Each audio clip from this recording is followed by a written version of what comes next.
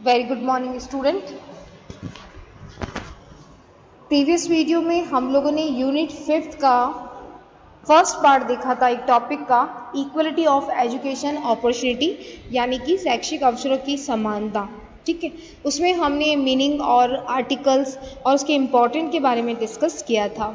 इस वीडियो में हम लोग देखेंगे कि शिक्षा के अवसरों की समीकरण की ओर, यानी कि कैसे मतलब आप इक्वलाइजेशन के हैं, कैसे दे सकते हैं, सबको समान अवसर कैसे ले जा सकते हैं, उसकी तरफ कैसे लोगों का रुझान बढ़ा सकते हैं, उसके बारे में।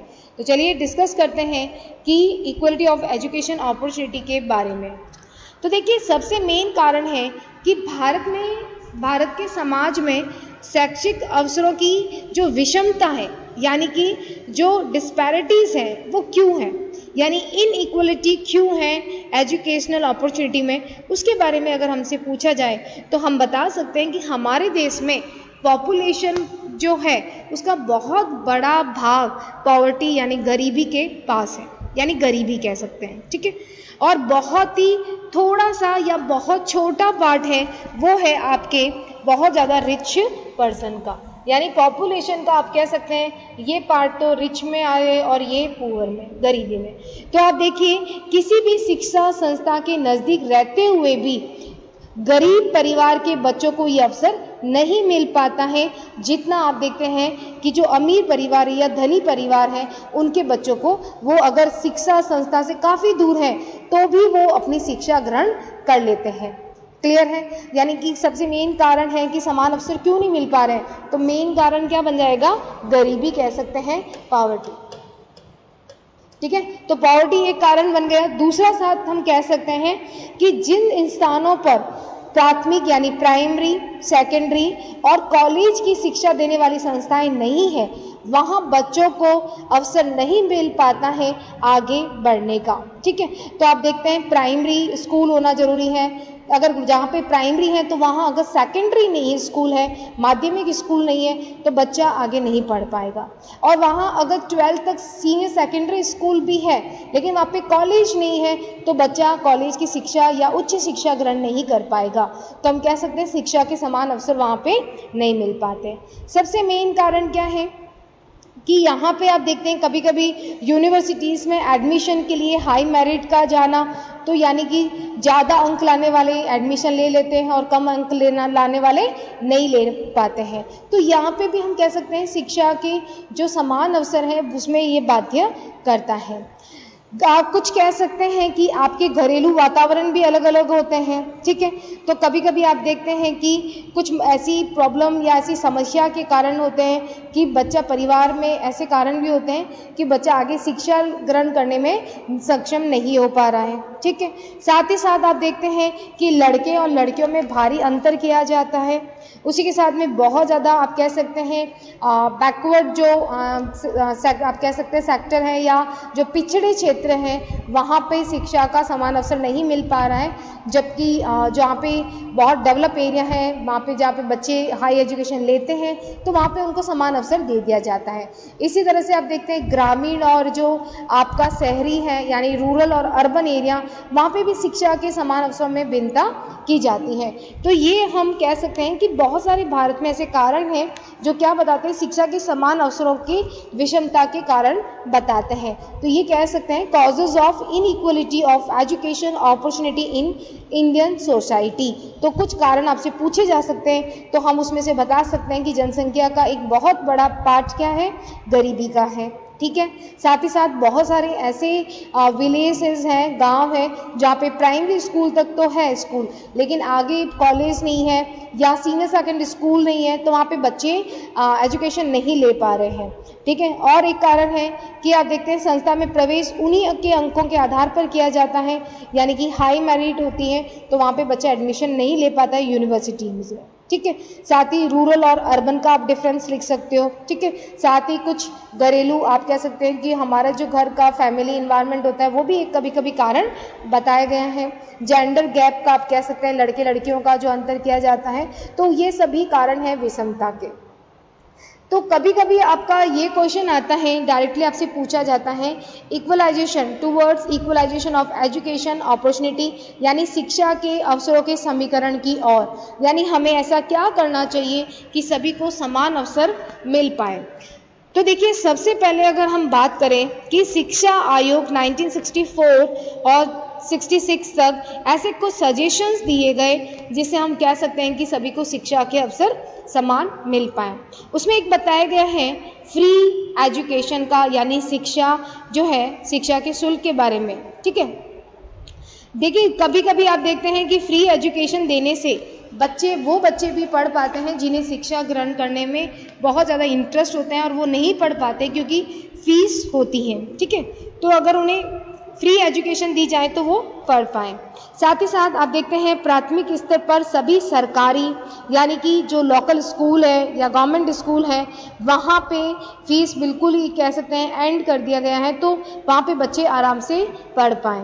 ठीक है, साथ ही साथ माध्यमिक स्तर को भी हम देखते हैं सरकारी या लोकल है, वहाँ पे सहायता देनी चाहिए, निःशुल्क कर दे, तो क्या होगा कि लड़कियाँ और लड़के दोनों ही निःशुल्क शिक्षा ग्रहण कर सकते हैं। यानी प्राइमरी लेवल हो, सेकेंडरी लेवल हो, सीनियर सेकेंडरी लेवल हो, वहाँ पे लोकल जो स्कूल होती हैं वहाँ पे क्या करना चाहिए, फ्री एजुकेशन करनी चाहिए, ताकि गर्ल्स के लिए स्पेशल अगर छात्राओं के लिए फ्री एजुकेशन कर दी जाए तो छात्राएं क्या कर सकती है, फ्री एजुकेशन की वजह से वो शिक्षा के समान अवसर ले पाए जिस तरह से लड़कों को मिलते हैं। ठीक है, एक कारण क्या बताया गया है, अदर प्राइवेट एक्सपेंसेस, यानी अन्य निजी व्यय।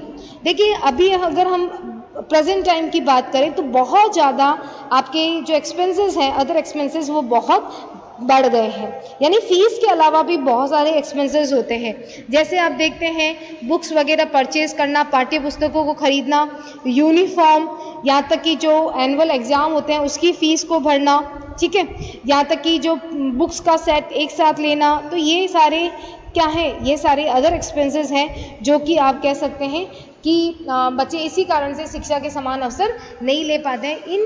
अगर इन सारी एक्सपेंसेस को थोड़ा सा कम कर दिया जाए या थोड़ा उसकी मामूली फीस रखी जाए तो बच्चे क्या ले सकते हैं, समान अवसर ले सकते हैं। ठीक है, तो यानी कि जो बच्चे बहुत ज़्यादा इंटेलिजेंट हैं, प्रतिभाशाली छात्र हैं, उनको बिल्कुल बुक्स को परचेज करने के लिए उनको अनुदान देना चाहिए, ताकि क्या हो सके, वो बच्चे आगे पढ़ पाएँ। ठीक है, साथ ही साथ लाइब्रेरी की फैसिलिटी हो, ताकि बुक बैंक हो, तो बच्चा वहाँ से बुक्स लेकर अपनी स्टडी को, पढ़ाई को जारी रख पाए। तो ये एक कह सकते हैं अदर एक्सपेंसेस में ये आप लिख सकते हैं। साथ ही साथ सबसे इम्पॉर्टेंट है स्कॉलरशिप। ठीक है, अब छात्रवृत्ति में देखिए, छात्रवृत्ति कार्यक्रम एक कह सकते हैं कंटिन्यू प्रोसेस है, एक सतत प्रक्रिया है। ठीक है, शिक्षा के सभी स्तरों पर उनका गठन करना चाहिए, ताकि जो कमज़ोर वर्ग हैं, जो इकोनॉमिकल कमज़ोर हैं, आर्थिक रूप से कमज़ोर हैं, वो अपनी शिक्षा को बीच में नहीं ड्रॉप करें, वो अपनी शिक्षा को आगे बढ़ा पाएँ। ठीक है, अगर छात्रवृत्ति में होती हैं तो बच्चे को सपोर्ट मिलता है और वो अपनी हाई एजुकेशन, उच्च शिक्षा भी ले पाते हैं। छात्रवृत्ति देने के लिए बहुत ज़्यादा आप कह सकते हैं जस्टिस होना चाहिए, समान आधार निकालने की आवश्यकता है, ऐसे नहीं है कि पक्षपात हो उसमें। छात्रवृत्ति कार्यक्रम के परिणाम बेहतर हो सकते हैं अगर उसका हर स्तर पर पर्याप्त रूप से सही वैल्यूएशन या मूल्यांकन किया जाए, तो प्रतिभाशाली जो बहुत ही ज़्यादा इंटेलिजेंट बच्चे होते हैं वो अपनी जो अध्ययन है वो जारी रख सकते हैं, स्टडी। स्कॉलरशिप होती है, स्कॉलरशिप में आप कह सकते हैं कि उसका जो संचालन है पर्याप्त होना चाहिए। ठीक है, मतलब आप कह सकते हैं कंप्यूटर, आज के टाइम में तो आप देखिए सारा कंप्यूटर में फीड होता है, तो सब कुछ मेरिट लिस्ट आती है, तो बिल्कुल आप कह सकते हैं ट्रांसपेरेंसी से काम होता है, तो कोई दिक्कत नहीं आती है। तो बहुत ज़्यादा जो प्रतिभाशाली बच्चे हैं वो अपनी स्टडी को आगे कंटिन्यू कर सकते हैं। शिक्षा के विभिन्न स्तरों पर छात्रवृत्तियों का कार्यक्रम, देखिए अब यहाँ पे आप कह सकते हैं programme of scholarship at various level of education, प्राथमिक स्तर पर होना चाहिए, प्राथमिक स्तर पर देनी चाहिए स्कॉलरशिप। ठीक है, अब स्कॉलरशिप देने का अलग अलग हो सकता है, प्राइमरी लेवल पे हो, सेकेंडरी लेवल पर हो, माध्यमिक स्तर पर। ठीक है, जैसे सेकेंडरी लेवल पर होना चाहिए। साथ ही साथ जैसे आप देखते हैं 10th में जो बच्चे डिस्ट्रिक्ट टॉपर होते हैं, ठीक है, तो उनको अलग मिलती है, स्टेट टॉपर को अलग स्कॉलरशिप मिलती है। तो ये मिलने से वो मोटिवेट होते हैं आगे अपनी कंटिन्यू स्टडी रखने के लिए। उसी तरह से 12th में अगर जो बच्चे स्टेट टॉपर या डिस्ट्रिक्ट टॉपर होते हैं उनको स्कॉलरशिप इतनी दी जाए ताकि वो अपनी हायर एजुकेशन को कंटिन्यू कर पाए। ठीक है, उसी तरह से यूनिवर्सिटी लेवल पर होनी चाहिए, जैसे कि आप देखते हैं ग्रेजुएशन लेवल पर होना चाहिए। ठीक है, पोस्ट ग्रेजुएशन लेवल पर होनी चाहिए ताकि पोस्ट ग्रेजुएशन के बाद में अगर कोई बच्चा रिसर्च करना चाहे तो वो आराम से अपनी कंटिन्यू स्टडी कर पाए। तो इस तरह से यूनिवर्सिटी लेवल पर और ये अलग अलग तरह से हो सकता है। ठीक है, देखिए यहाँ पे हैं टाइप्स ऑफ स्कॉलरशिप। अब टाइप्स ऑफ स्कॉलरशिप में जैसे कि बच्चे होते हैं, स्टूडेंट्स होते हैं, उनको हॉस्टल में रहना होता है, तो वहाँ पे जैसे कि उनके पढ़ने की फ़ीस हो गई, बुक्स हो गया या अदर कुछ मटेरियल्स हो गए, तो वो उनको प्रोवाइड करनी चाहिए। इस तरह की भी स्कॉलरशिप होनी चाहिए। ठीक है, उनके लिए जो घर पर रह रहे हैं, उनकी आप कह सकते हैं स्कूल कॉलेज में पढ़ने जाते हैं, उनके लिए डायरेक्ट इनडायरेक्ट जो भी एक्सपेंसेस लगते हैं उसके लिए भी अलग तरह की स्कॉलरशिप होनी चाहिए। जैसे किसी को हॉस्टल में स्कॉलरशिप मिल जाए, ठीक है, किसी को बुक्स के रूप में उनको छात्रवृत्ति दे दी जाए। तो ये आप लिख सकते हैं अलग अलग टाइप की जो स्कॉलरशिप होती है, हॉस्टल्स की हो सकती है, बुक्स के लिए हो सकती है, अदर एक्सपेंसेस होते हैं उसके लिए हो सकती हैं। ठीक है, जैसे अब लाइब्रेरी में जो स्टडी करने जाते हैं बच्चे, ठीक है, तो लाइब्रेरी में भी उनके कार्ड बनते हैं स्कॉलरशिप के, भाई कि इंटेलिजेंट बच्चे हैं तो उनको लाइब्रेरी की फ़ीस में डायरेक्ट मिलता है। तो ये रिबेट मिले तो क्या होगा, बच्चा आगे कंटिन्यू अपनी पढ़ाई कर सकता है और शिक्षा के जो समान अवसर है वो उसको पा सकता है। क्लियर है आपको? जैसे अब देखिए नेशनल स्कॉलरशिप, राष्ट्रीय छात्रवृत्ति, इन तरह की छात्रवृत्ति जो है देने से बहुत ज़्यादा समानता के अवसर मिलते हैं। मतलब आप कह सकते हैं 50% जो है, जो बच्चे हैं जो अपनी पढ़ाई ड्रॉप आउट कर लेते हैं, अगर उन्हें हाई लेवल की स्कॉलरशिप मिलती है तो बहुत अच्छे लेवल पर क्या करते हैं, स्टडी करते हैं। तो ये आपको ध्यान रखना है। तो ये आप लिख सकते हैं इसके कारण। अब देखिए आगे अगर हम बात करें, जैसे कि मैंने आपको बताया था सेकेंडरी लेवल पर, यूनिवर्सिटी लेवल पर स्कॉलरशिप, ठीक है। अब देखिए अदर टाइप्स ऑफ, अब देखिए बहुत ज़्यादा अलग अलग सहायता भी होती है स्टूडेंट के लिए। जैसे फॉर एग्जांपल अगर हम कहें स्टूडेंट की हेल्प के लिए, तो देखिए बहुत ज़्यादा आप कह सकते हैं जैसे ट्रांसपोर्ट फैसिलिटी दे दिया, ठीक है, डे स्टडी सेंटर्स होते हैं, ठीक है, या फिर हम कह सकते हैं ऐसे बहुत ज़्यादा प्लेस बने हुए होते हैं, हॉस्टल्स के बने होते हैं जिसमें बच्चा आके अपनी कंटिन्यू स्टडी करता है फ्री ऑफ कॉस्ट। तो ये भी एक कह सकते हैं बच्चों के लिए एक सहायता है। साथ ही जो बच्चा हॉस्टल से स्कूल या कॉलेज जाता है तो उसके लिए ट्रांसपोर्ट फैसिलिटी यानी परिवहन की सुविधा दी जाए ताकि उसे आप कह सकते हैं अपनी पढ़ाई को वो जारी रख पाए। तो ये अदर टाइप के आप कह सकते हैं स्टूडेंट की हेल्प हो सकती है, ठीक है। साथ ही साथ हम देखते हैं कि जो हैंडीकैप चिल्ड्रन होते हैं, विकलांग बच्चे होते हैं, उनके लिए भी आप देखिए कि 1986 से आप कह सकते हैं इस तरह की जो स्कॉलरशिप है उसको बहुत ज़्यादा प्रोग्राम्स लेके आए गए। प्रत्येक जिले में आप कह सकते हैं कि जो विकलांग बच्चे होते हैं, जो हैंडीकैप बच्चे होते हैं, उनकी शिक्षा में कम से कम एक अच्छी संस्था अवश्य हो ताकि वो बच्चा नियमित कंटिन्यू अपनी स्टडी को कर पाएँ, ठीक है। तो ये अलग अलग जैसे आप देखते हैं अलग अलग प्रॉब्लम्स होती है बच्चों में, तो उनके लिए अलग अलग तरह की स्कूल होनी चाहिए। जैसे आप देखते हैं मेंटली डिस्टर्ब होते हैं बच्चे, कुछ स्पीच बोलने में किन्हीं को दिक्कत होती है, ठीक है, तो इन तरह के सबके लिए एक स्पेशल स्कूल होनी चाहिए ताकि बच्चा अपनी स्टडी है, थोड़ा अध्ययन है, वो कर पाए, ठीक है। साथ ही साथ देखिए रीजनल इम्बैलेंस यानी क्षेत्रीय असंतुलन। अब जैसे कि विभिन्न राज्यों में शिक्षा के विकास में बहुत डिफरेंस है। जैसे अगर हम केरला और राजस्थान का ही डिफरेंस देखें तो केरल में आप देखते हैं एजुकेशन का जो परसेंटेज है और एक राजस्थान में जो एजुकेशन का है वो बहुत ज़्यादा डिफरेंस है। तो इनको हटाने के लिए हमें फोकस करना चाहिए कि हम स्टेट लेवल पर कैसी ऐसी स्कॉलरशिप छात्रवृत्ति लाएं ताकि क्या हमारी रैंक में भी बहुत अच्छा सुधार हो पाए। तो शिक्षा के विकास में हम कह सकते हैं कि इस अंतर को बिल्कुल ख़त्म करना आप पॉसिबल पॉसिबल तो नहीं है, लेकिन हम कह सकते हैं प्रोग्रेस कर सकते हैं, या कह सकते हैं एक संतुलनकारी कारण की आवश्यकता है। जो अलग अलग जो स्टेट में एजुकेशन को लेकर जो अंतर है उसको ख़त्म करना, या उसको ख़त्म नहीं कर सकते तो कम से कम उसे उसकी रैंक में, उसकी श्रेणी में सुधार लाया जा सके। क्लियर है आपको?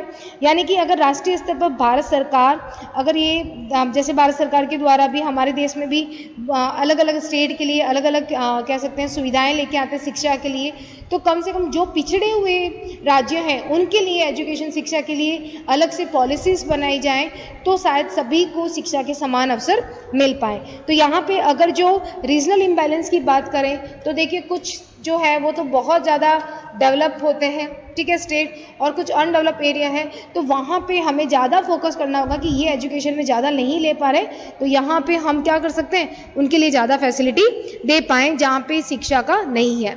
अब वुमेन एजुकेशन, अगर स्त्री के लिए शिक्षा, ये भी बहुत इम्पॉर्टेंट है, ठीक है। जैसे कि स्त्रियों की शिक्षा अभी प्रेजेंट टाइम में जैसे उसमें बहुत ज़्यादा सुधार आया, तो और ज़्यादा सुधार की आवश्यकता है, ठीक है, ताकि क्या हो सकता है कि जो लड़कियां हैं उनके लिए अलग अलग छात्रवृत्तियां हो, स्कॉलरशिप छात्रवृत्ति दी जाए, उनके आने जाने के लिए बिल्कुल ट्रांसपोर्ट फैसिलिटी अच्छे से की जाए, ठीक है, ताकि जो लड़कियां हैं वो बेझिझक आके पढ़ाई कर पाएँ। जैसे आप देखते हैं बहुत ज़्यादा जो लड़कियां हैं वो इसीलिए पढ़ाई ड्रॉप आउट कर देती हैं क्योंकि स्कूल बहुत दूर होती है, डिस्टेंस की वजह से, ठीक है। कुछ हमें अपने गांव में इस तरह से प्रोग्राम बताने चाहिए जिससे वो लड़कियों को पढ़ाने में क्या हो सके, जागरूक हो पाए। तो ये स्त्री की शिक्षा का भी ज़्यादा इम्पॉर्टेंट है। इसके लिए सरकार को अलग अलग ऐसी प्लानिंग करनी चाहिए, और स्पेशल जो रूरल एरिया है, ग्रामीण क्षेत्र हैं वहाँ पे, ताकि हर कोई मतलब बच्ची को जो गर्ल्स है उसकी एजुकेशन पे ज़्यादा फोकस कर पाए। तो ये इम्पॉर्टेंट है। आप कह सकते हैं कि ये क्वेश्चन जो है वो काफ़ी बार आ चुका है आपके एग्जाम में, कि शिक्षा के अवसरों के समीकरण की ओर, कि हमें ऐसे क्या स्टेप लेने चाहिए ताकि सभी को शिक्षा के समान अवसर मिलने चाहिए। तो देखिए जहाँ पे आप खुद भी ये डिफरेंस कर सकते हैं, स्कॉलरशिप हो, अदर प्राइवेट एक्सपेंसेस अगर हम दे दें, फ्री एजुकेशन दे दें, यूनिवर्सिटी लेवल पर अलग स्कॉलरशिप्स हो, ठीक है, बच्चों को जो रीजनल इम्बैलेंस की वजह से अंतर कर रहे हैं, जैसे कोई राज्य हो, केरल का हम ले सकते हैं, राजस्थान का इसका उदाहरण ले सकते हैं, ठीक है। वुमेन एजुकेशन में आप देखते हैं कि आज भी गाँव में बहुत सारी जो लड़कियाँ हैं वो शिक्षा से वंचित रह पा रही हैं, उनको लड़कों की कंपैरिजन में शिक्षा के समान अवसर नहीं मिल पा रहे। तो वहाँ पे हमें ऐसी पॉलिसीज़ लेके आनी चाहिए जिससे हम समझा सकें कि शिक्षा का कितना इम्पोर्टेंट है एक वुमेन्स के लिए, तो वो भी इम्पोर्टेंट है।